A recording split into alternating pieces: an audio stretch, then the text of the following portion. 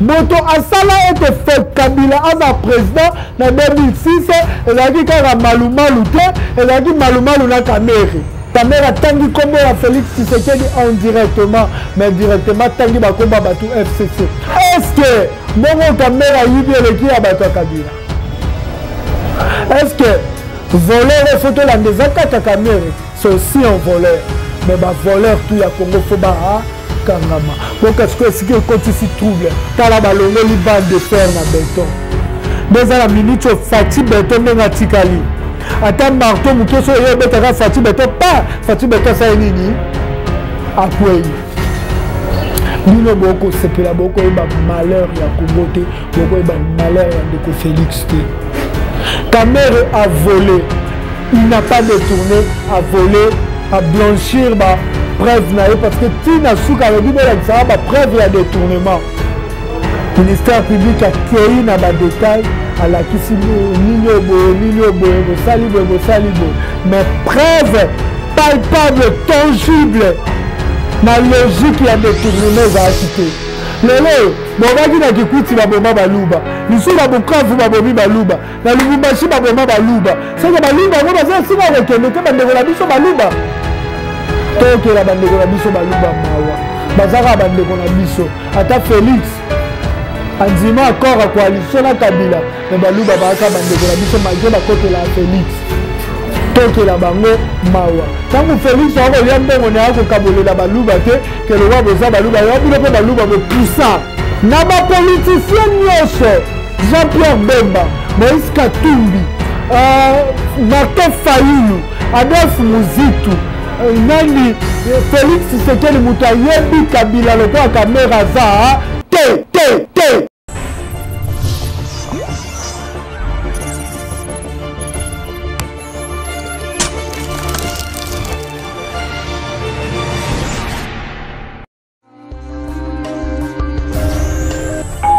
Yenge matondo ingeta lo sako na bana mama Kongo bana Kongo mongali bana nzambi pungu tous les do bana vuzi mukulu biso nyonso toza bato moko ndenge na bisaka bino tribalisme et yaka epa ba colonisateur po biso nyonso toza ki bankitania bankitania Matamba bankitania Kianfu bankitania Ngola bankitania Lemba bankitani wana nyonso oyo baza bakoko na biso lelo oyo boye ba ete congolais te décevoir bakoko na biso te décevoir bakoko na biso eza Lemba bakoko na biso aza Ngola bakoko na biso baza Bankiafu bakoko na biso baza Bambangala bakoko na biso oyo baza Bantamba.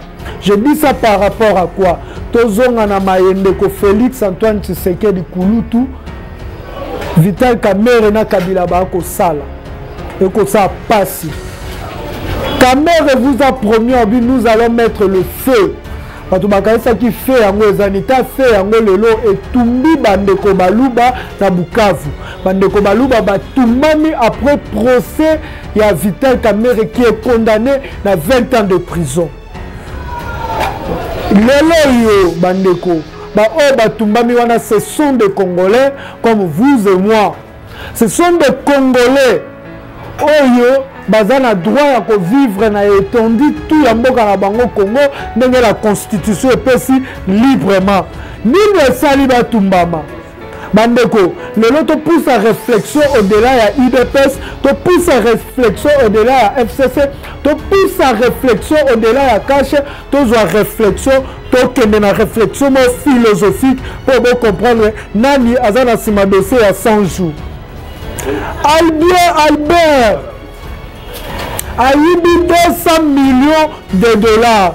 Bolingi bokangaye Chadar alobi soki bokangi Yuma Albert Yuma to dit que Yuma zaka Yuma mais Albert Yuma liboso mbonga bini yanki. A eu 200 millions de francs congolais. Le volet n'est pas seulement Kamere. Quand Albert Yuma, qu'est-ce que Chadar a dit? Nous allons paralyser la République démocratique du Congo. Et Kamere, vous allez parler de 22 millions, si c'est 57 millions. Oh, Bimaki, Albert Yuma, c'est 200 millions. Batonyo so ba yibi na tanga Kabila parce que moyibi na mbongo ya Congo ezaka Kamere te. Ils sont nombreux. bato nyonso tout oyo bayibi na ntango ya Kabila bokangi bango boloko wapi état de droit elingi koloba moto aza likolo ya mibeko eza te. Albert Yuma aza likolo ya mibeko te. Balakisa bino clair que la famille Kabili oyo bayaka na babot na zamba lelo bakoma kozere baentreprise minière bakomi na mbongo bato bayaka na babit lelo bakoma kolata talon $20,000 talon $15,000 bokanga nani Matata Antonio na pouvoir. Matata Antonio a pognolisé notre argent. Il a matérialisé en pognolisant l'argent du Congo. Bokangi wapi. Bruno Chibala a bali mbongo na biso. Akebo mbongo Congo azui oyo ya bali. Akebo ya bali bokangi wapi. Nalo balisu nini? Muzitu. Amema mbongo na biso na luzitu nyonso mbongo koma ko respecter batu azutisa mbongo na biso bokangi wapi. Tala na kati ba bi dossier ya l'état ya kalezaka te. Il faut ba dossier tout ebima to mona clair. Donc est-ce qu'on a réflexion au-delà à bateau IDPS. Bah bi Fatime béton. Fatime béton benga la bakisa Kabila maçon. C'est Fatime béton, Kabila maçon, c'est une façon de rimer. Béton, terminaison ON, maçon, terminaison ON. Savoir rimer. Parce que c'est le maçon qui construit le béton. Na zone c'est la rabine formule oyo. Ndeni Kabila salaga béton et oza fachi. Kabila zoka caméra oza bande de fer. Nala kisabino ndenge béton na minute oyo béton za sous na valeur te. Azu bande de fer oza ki caméra taki, azu velu oza Janine Mabunda te, azu kayaso oza Alexis Tambo Mwamba te, azu mayi oza ki Pepe Ilunga te, Kabila azu pau oza ki Corneille Nanga abalusi a couler béton. Béton ana tina nango ezaki nini béton Kabila. Tina ya béton Kabila ezaki biloko to tongi to beta Kabila bombana na sima béton. Esukaka na béton. Et béton on est constitué ni. So loko tuti kaya c'est que tuti Alexis Tambo Mwamba. Au lieu de condamner Kabila tobi Alexis Ndemoto asalibo. So que ya tuti parti zelo le kadi c'est que tuti Janine Mabunda. Le bokomona Janine Mabunda ou Koloba, obéissance à l'autorité morale, c'est l'autorité morale qui le dit, mais beaucoup condamné Janine Mabunda. Pour Azali Nakati ya Beto au Kabila sa nini à Bombanaka. Bandeko, jusqu'à quand vous colonie to briser Beto pour tout le monde à Kabila. Haji Kamere, le Kamere. C'était le jeu au Masso Fayasani. Masso a commis ce qu'on attend au Amoni. Il faut n'a pas de béton. Nabimisa Elongi. Pour la 2023. Tala ba aventure ko sa mana seni. Congolais so fongoli misu to ebite to fongolais misu lisu nani to ta crique awa to zo balusa crique zo fongola zo tombola misu to nini.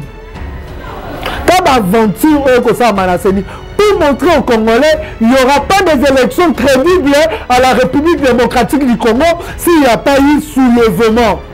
Donc il y a un soulèvement populaire. Kabila, qu'est-ce que Kabila fait? Bon, la discours, l'Iloba Kamere na Souka, il y a avant-dernier procès, pour comprendre Nani a coincé Kamere na Félix Tshisekedi. Kamere a bien dit. Alors, je ne suis pas étonné. D'ailleurs, je parlais avec ma femme, elle m'a dit que Okoyoka a 20 ans de prison, pas 30 ans de prison. Je dis que quand même, le a 10 minutes. Tant que va charger, va charger, va charger. Kamere a expliqué d'une façon claire dans le dossier procès. Il a fini pour dire quoi? Dirigeant 18 ans. Balingite biso to sa nini to sa la malamu.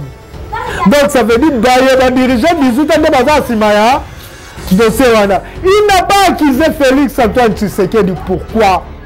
nazongisi bino bandane bandela dossier pour analyse oyo fongola bino misu bomona la Kabili alinga akoma esiko akanaki kokabola mboka Congo ta mboka Congo kokabola bitala biso to tozaki na pouvoir Congo ekabwanaki te yango bokomona lelo bandeko ya Bukavu na Kivu babi baluba baza lisu te muluba yebela simba nini simba muluba simba tomoni na mawa boko tumba ndeko no congolais pona tribalisme bandeko eko sa pasi pe mawa na kopanzela bino na analyse pour te comprendre kamere babengisi na justice ya liboso ayete ya mibala ayete kamera ye ya misatu. Kamere est le directeur du cabinet du chef de l'État. Ça veut dire qu'il connaît tous les secrets administratifs. Il y a présidence. Oh, parce qu'il n'avait pas arrangé les secrets administratifs. Il y a président. Kamera il faut que les cachot à Sengi Bango, petit téléphone là solo. Il avait appelé qui pour signaler quoi? Kamera Kemakala. Bato ya UNC batelemi. Ce que ça dit Félix Moto akangi Kamera, bato ya UNC batelemi a balobi libération ya Kamera. Kamera asali vidéo na boloko. Asali message na boloko. Alobi jusque si que on a na boloko je soutiens Félix Tshisekedi. Parce que Kamera avait compris qu'ils ont fait un complot bateau basala 18 ans dans le message na Suka pour na neutraliser Kamera. Et je vous dirai pourquoi on va neutraliser Kamera. On a dit réfléchir au derrière la UDPS. S'il vous plaît. UDPS ba mona ka lelo. Fachi Beto or Kabila ma Sokagame architecte. Sa fille ingénieur. Mabunda Zem. Motsa Zemi te po. Na ebite mama Mabunda. Majami Mabunda. Bazu batu ya UNC bakako kuta na Félix Antoine Tshisekedi. Félix a expliqué bango que naza coincé. Bosenga liberté provisoire, papa ça ndeko Kamera liberté provisoire parce que ndeko Kamera continue à boloko na titre na directeur ya cabinet. Ministre ya justice, Kamera kokako kembe boloko boto sa ministre ya justice. Ba sengi liberté provisoire deux fois, ministre ya justice a boyango. Batu bakoloba o bakolanda ni bakoloba yango ministre ya justice est ezaka likola président koloba o réfléchir tote et bon ministre ya portefeuille ezaka likola président Baba Kingu Batindie Kemeko Sala Moussala le 3 juin 2019. Le 3 juin 2020, Baba Kingu a conquis une année ministre et à portefeuille à Boyi ordonnance à président de la République. Ce qu'on peut ministre de justice a conquis ordonnance à président de la République. Comme déjà ministre à portefeuille à Boya Baba Kingu à Sala. Baba Kingu a tché poutre na mutu, poutre Botiema Palata pour Nicolo, Toko Lukela Baba Kingu, Toko Lukela Yataba, et comme Ngola. Asangisa on a mafuta mbila beta pour ma palate le wala mutu pour poutre kofana na mutu une année. Baba Kingu a biso bameko sokola mutu, to bameko sokola ta ko c'est la ka travailler. Mais Félix Antoine Tshisekedi Moudatinda qui a travaillé, ministre à portefeuille à Boyi. Mais même Félix Tshisekedi a sengi bato INC bolanda ba procédure, ba sengi liberté provisoire ministre à justice à Boyi. Félix Antoine Tshisekedi pour l'examiner qui a un problème na Vital Kamera était. Il a gardé Vital Kamera directeur de cabinet. Quand Vital Kamera est directeur de cabinet, ça veut dire Vital Kamera va retoucher salaire naïe. Or, ce qui me dit que Félix Moto Azaki na sima dossier on a coincé de Kamera même salaire n'a touché té. A touché salaire. Banda Bakani Vital Kamera, directeur du cabinet chef de l'État. Chef de l'État, l'équipe pour Naloba. Condamnation du directeur du cabinet, le chef de l'État. Tu dis que directeur du cabinet public, les toilettes publiques. Non. Mais directeur du cabinet, le chef de l'État. Chef de l'État, Aloba et l'autre côté. Bakoluka ba stratégie.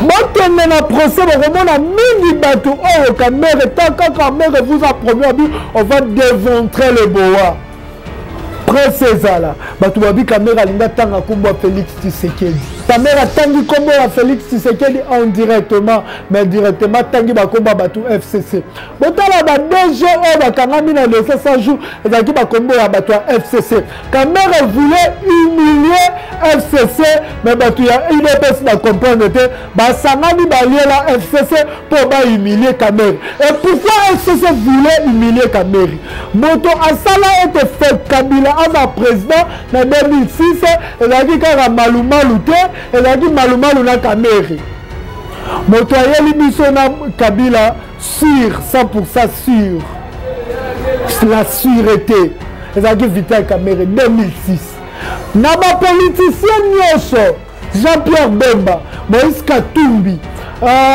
Martin Fayulu Adolphe Muzitu nani Félix Tshisekedi muto ayebi Kabila lokwa Kamere aza te po moto akocontredire nga nango aza te po Kamere efi chargé ya propagande ya Kabila ça veut dire après ça Kabila ba stratégie Kabila yebi mutu ya mayele ya Kamere yango bakie tosala Kamere limbele vite fait oyo yembaka mwana ofali pupa basali nga limbele vite fait basali Kamere limbele vite fait Kamere tuni est-ce que c'est vraiment toi pas Fachi okangi na ma toi Fachi oboyo ko yoka kolela na ye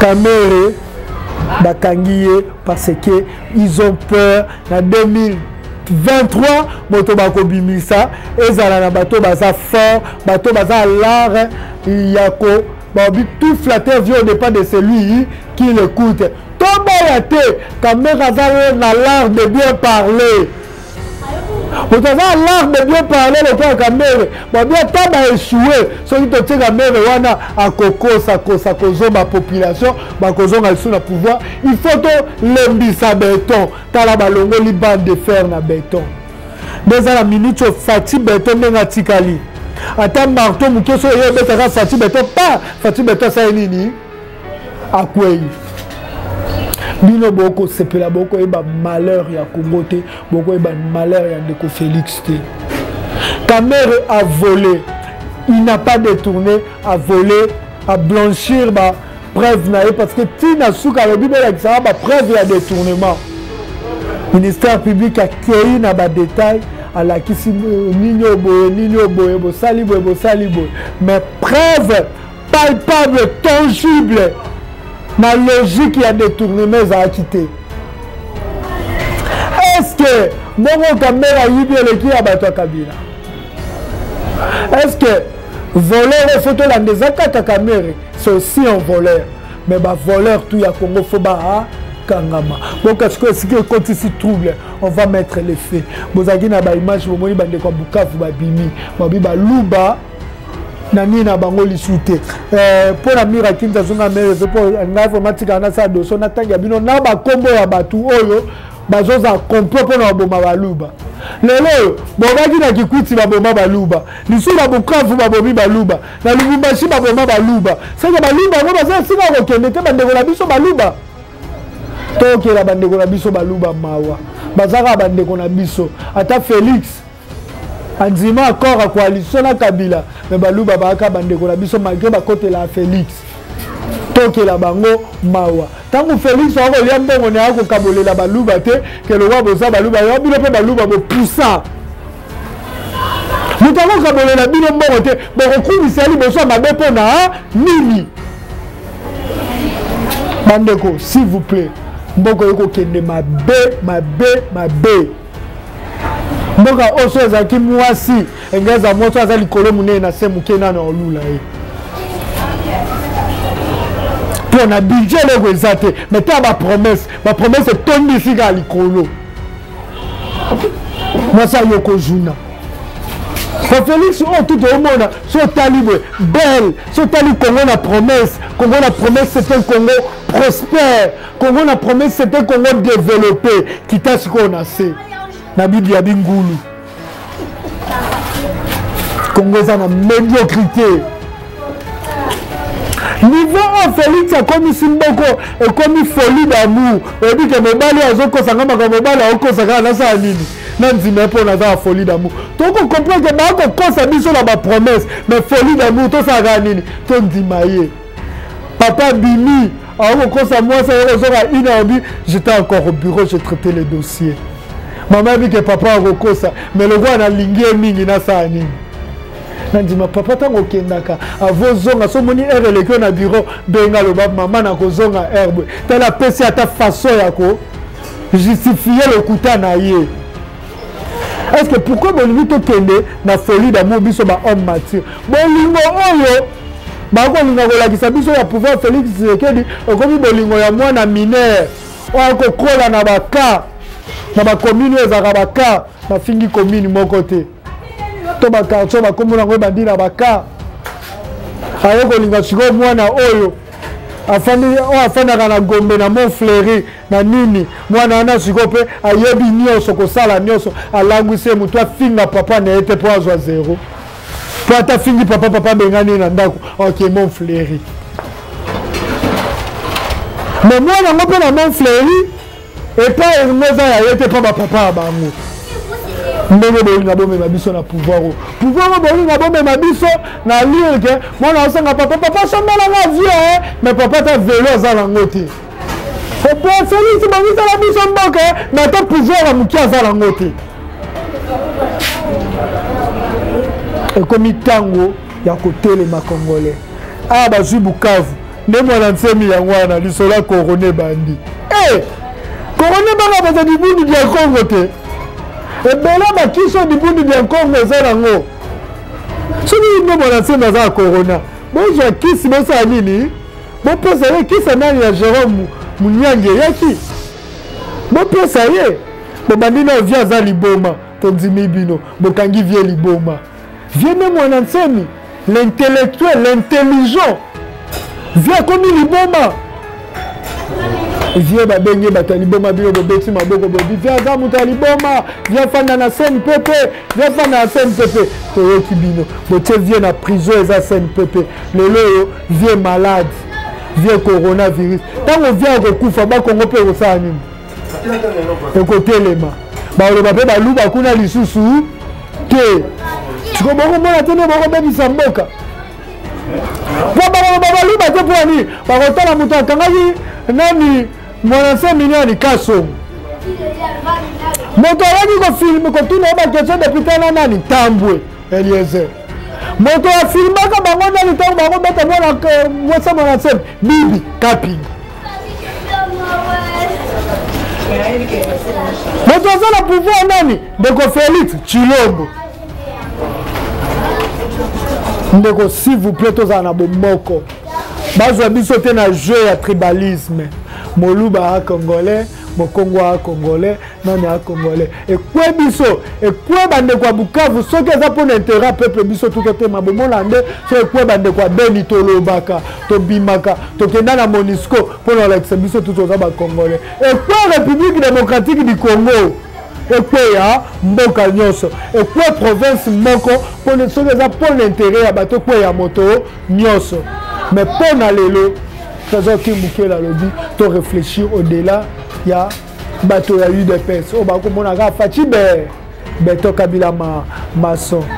Magalika Chaman de Didier Tomsele, Tozana Bino. Merci de s'abonner massivement à Petokute Malassi. Ciao.